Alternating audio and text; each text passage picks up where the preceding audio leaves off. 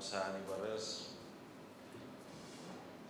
بەهانی هەموو لایەک باش بەخێر بن بۆ بەراسیمیکردنەوەی قوتابخانەیەکی هەژدە پۆلی لە گەڕەکی سەرکارێزان لە خەتەوی لە هەولێر.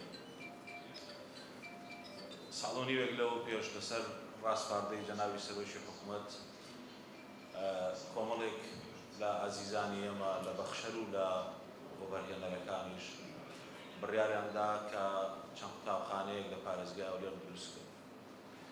یەکێکیش لەو خانەوادە بەڕێزانە خانەوادەی بەڕێز کاک حاجی نەجات بوو و هەروەها کوڕەکانی کاک دێر کاک گوڵزار کە بڕیاریاندا بەبێ ئەوەی ئەوان وەبەرهێنەریش بوون. ئەمە نقطەی جیاکەرەوەیە، خاڵی جیاکەرەوەیە کە ئیجابیاتەکەی لەوەیە بێەوەی کە وەبەرهێنەر بن، بێەوەی کە بازرگان بن، لەوەی کە خۆیان هەیان بوو، لە بەردەستی خۆیان هەیان بوو لەسەر ڕاستپاردەی جەنابی سەرۆکی حکوومەت بڕیاریاندا کە قوتابخانەیەک دروستکەن بە پێشکەشی بەڕێوەبەرایەتی گشتی پەروەردەی هەولێری بکەن. وا قوتابخانەیە زۆر پێویست بوو بۆ ئەم ناوچەیە، بە تایبەتیش گەڕەکیشی ملیە پێویستی بۆ هەیە کە گەشەپێدانی تیابێ لە هەموو بوارەکان و لە بواری ناوەندەکانی خوێندنیش بە تایبەتی، چونکە لۆدێکی زۆر لەسەر قوتابخانە و لەسەر هۆڵەکانی خوێندن هەبوو. بەناوی جەنابی سەرۆکی حکوومەتی هەرێمی کوردستان سوپاسی ئەو خانەوادە بەڕێزە دەکەم و سوپاس بۆ هەموو بەڕێزانەی دیکەش کە ڕۆڵیان هەبووە لە ئاوادانکردنەوە و گەشەپێدانی ژێرخانی پەروەردەیی لە هەرێمی کوردستان بە شێوەیەکی گشتی و لە پارێزگای هەولێریش بە شێوەیەکی تایبەتی. ئەم قوتابخانەیە لە ماوەی ساڵێک پاش ڕادەستکردنی زەویەکە لە 2022 تا ڕادەیەکی زۆری کارەکانی تەواو بوو و لە ماوەی ڕابردوو پێشکەشی بەڕێوەبەرایەتی گشتی پەروەردەی هەولێر کرابووی کە ئامادەساز بێ بۆ ساڵی خوێندنی 2023-2024. سوپاسیان ئەکەین، دەستخۆشیان لێ یەکەین بەناوی وەزارەتی پەروەردە و پێزانینمان هەیە بۆ ڕۆڵی ئەو خانەوادە بەڕێزە و سەرپەرشتیکردنی کاک گوڵزار نەجاریش لە نزیکەوە و خەمخۆری بۆ پرۆسەکە و بۆ ئەوەی کە ئەم قوتابخانەیە بگاتە جێی خۆی هەتاوەکو ساڵی نوێی خوێندنی ئایندە ئەم قوتابخانەیە ئامادەساز بێ بۆ قوتابیانی ئەم سنوورە، نیشانەی دڵسۆزی و وەفاداریە و جێگەی پێزانینە.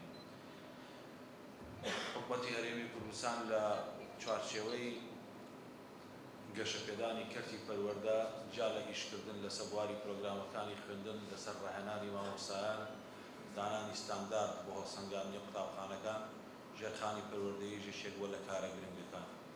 ئەمە 81مین قوتابخانەیە کە لە کابینەی نوێم چ لەلایەن حکوومەت، چ لەلایەن دەستەی وەبەرهێنان و هەروەها چ لەلایەن بەخشەر و وەبەرهێنەرەکانیشەوە کە پێشکەشیەکەن 81مین قوتابخانەیە کە دەکرێتەوە.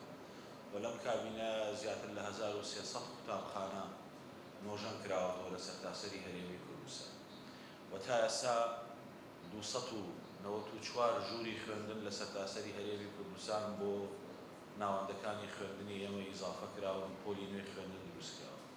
واتە ئاراستەی کارکردن لەسەر دروستکردنی قوتابخانەی نوێ، لەسەر نۆژەنکردنەوەی قوتابخانەکان و لەسەر فراوانکردنی قوتابخانەکان. هەر لە ئێساشەکە قساکەین دەستگای خێرخوازی بارزانی هەڵمەتێکی گرنگی دەست پێ کردووە بۆ دروستکردنی 127 ژووری نوێی خوێندن هەتاوەکو بۆ مانگینۆی ساڵی نوێی خوێندن ئامادە بێ و ئەوە بتوانن کە فشار لەسەر پۆلەکانی خوێندن کەمکات. کۆی گشتی ئەو ژوورانەی کە دروست دەکرێن و تەواو دەکرێن دەبێتە 405 ژووری نوێی خوێندن کە لەم کابینەیە لە ناوەڕاستی مانگینۆ ئینجازمان کردووە و هەروەها 1300 قوتابخانە نۆژەن کراوەتەوە و ئەمەش 81مین قوتابخانەیە کە دەکرێتەوە. هەموو ئاراستەکان وێڕای ئەو قەیرانەی کە هەبوو وێڕای پەتای کۆرۆنا بۆ ئاراستەیە بووە کە بتوانین ئەو لۆدەی کە هەیە لەسەر ناوەندەکانی خوێندن کەمکەینەوە. بۆ ئەمە هەم حکوومەت، هەم بۆ بەرهێنەرەکان و کەرتی تایبەت هاوکار بوون، هەم کەسانی دڵسۆزی وەکو ئەم خانەوادەیەش بەبێەوەی هیچ بەرژەوەندیەکیان هەبێت، هیچ بازرگانی و بەرهێنانێکیان هەبێت، بەڵام ئامادە بوون لە سەرەتی خۆیان ببەخشن بۆ دروستکردنی قوتابخانە.